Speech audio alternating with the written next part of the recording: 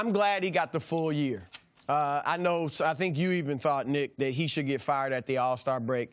I didn't think that would have been fair. I think he should have got one full season. I also think Luke is a good young coach, and I don't think there will be any problem with him getting another NBA job in the future, and he'll get NCAA offers too, I believe. So I think he's got a bright future.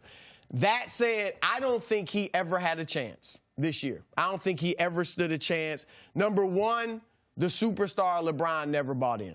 Yeah, I mean, it was how long before LeBron, once he signed, before he even acknowledged Luke, before they had a conversation or anything like that? When your superstar doesn't buy in, it's tough. All right, number two, the front office, Magic Johnson and Rob Pelinka. You weren't their guy, so they didn't have your back. LeBron didn't buy in Eric Spoelstra initially. And when they went to, he and the Stars went to Pat Riley, was like, look, if you're going to win, it's going to be with this guy.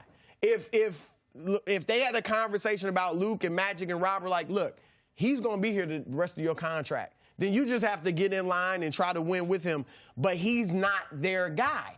Typically, front offices want their own guy. Yes. So that was a strike against him as well. Third, the roster construction. We've talked about it. No shooters. You brought in LeBron James and no shooters. So he had a tough roster to deal with. And four, the injuries. Like, we can talk about, and I know, Nick, you've been critical of Luke's rotation, which has had its ups and downs. But that's hard when LeBron misses 18, Rondo misses 34, Ingram misses 11, Lonzo misses 17. Yep. And on top of that, you really don't need, when you got 11 guys and maybe 9 of them are at the same level and deserve minutes, that's tough. You really want 8 or 9 that are above the other 4 or 5 on your roster so you can easily set your rotation. So that's been a challenge for him. So, look, I'll throw this out finally as a sign where I think he's a good coach.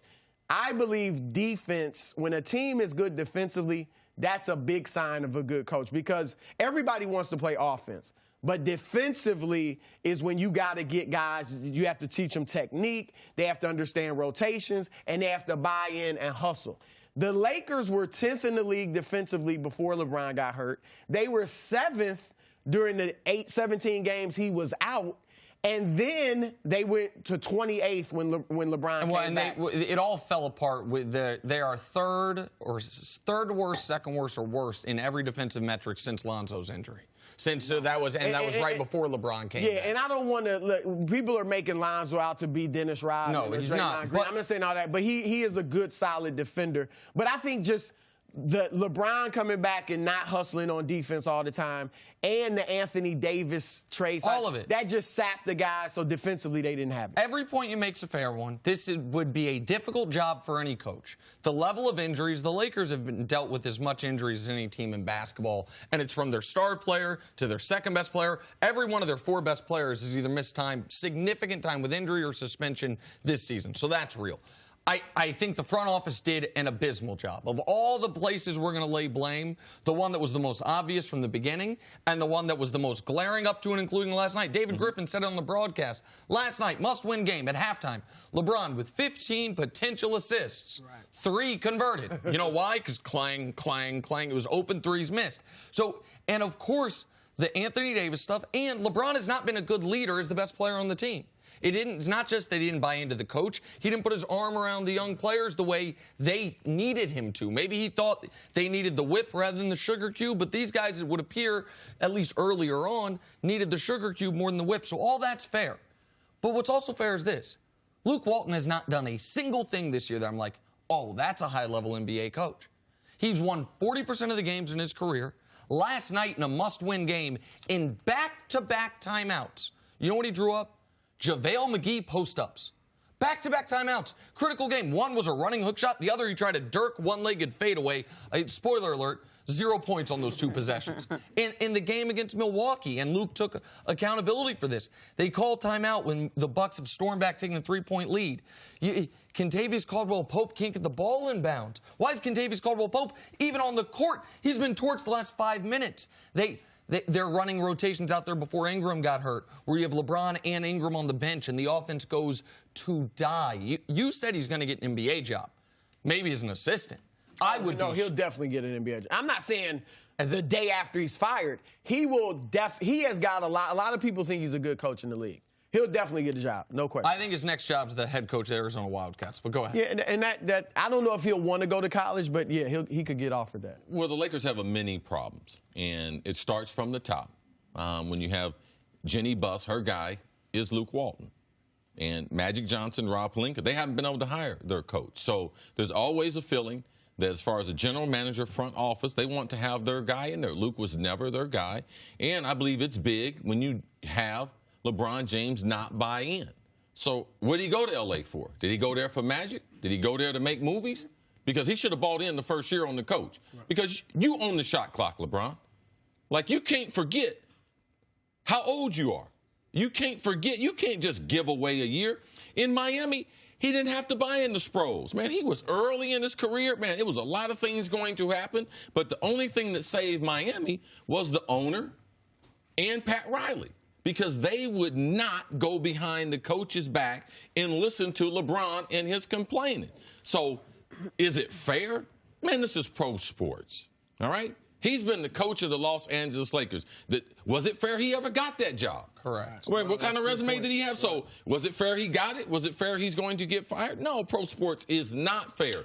But I had a conversation with Luke Walton earlier in the season, and it was clear to me that he didn't know who LeBron James was and the taxing that it took for the organization and the coach that was going to be around LeBron James. So we had that discussion here in New York, and it was obvious to me when I left that conversation, no, not what kind of coach he was, but he had no clue of what he was getting into. The next day you said to me you thought he was naive, is the word you used. That yes. He was naive to the idea of it's a lot more when LeBron James comes on your team than the X's and O's and the rotations. And you got to be prepared for it. Right. And you got to be able to, you have to, and people can use this as criticism with LeBron. I don't know if it's fair or not. You've got to prove yourself to him if you don't have the credentials. Spo didn't have the credentials. And LeBron, as you're saying, initially wanted him gone. None of his coaches have really had the credentials. Correct. And then he went and Spoelstra proved himself. Like Luke Walton, same draft class as LeBron. Right. Like, he's a little bit older because he went to college, but same draft class, same era. Like, at no point did I think LeBron look at Luke Walton and say, what can he teach me about basketball? Wait, do you think that Luke should not have been naive because two of his best friends are Richard Jefferson and Ty Lue. So he should have, I would think he totally, went to those guys to ask them questions and everything. Rich tried. And Rich was part of the conversation, and Rich talks to him all the time. Yep. But still, what you hear on the outside, and you know this because you've been covering LeBron, you've traveled with LeBron, Nick, you're very in on the inner circle with LeBron. Man, that whole LeBron thing is bigger than you could ever imagine. Right. And the only reason why I understand that is because William Wesley called me when he was 14 and told me. So I've been following him. I've been seeing it. So, yes, I had to get used to it. And you had an idea of the LeBrons before LeBron, what the mayhem was surrounding Magic. I was with Michael Jordan. And what the mayhem was, everything surrounding Michael. Do you think that if a different head coach were here with the Lakers this season, they would be in a much different place than they are right now? I think a good head coach. Who the head coach is. Yeah, I mean, I think Rick Carlisle's their head coach. Rick Carlisle's one of the top 5 coaches in the NBA. And LeBron would have had LeBron's respect right away. And he would have played differently? I think the NBA has a lot of good things. Well, LeBron was playing fine until they got hurt. Yes, he was playing fine. But that's what I think the NBA needs. A lot like what the NFL went through. They need a facelift on their coaches. They need to stop retreading these guys and get a new influx of coaches like the NFL. We got a lot of bright young minds. We finally got from the old school. Hey, a guy in college, he can't coach into the pros. I think that would help the NBA. The NBA is on an arc like we haven't seen it. And right now, I think that one thing they're lacking is quality coaches or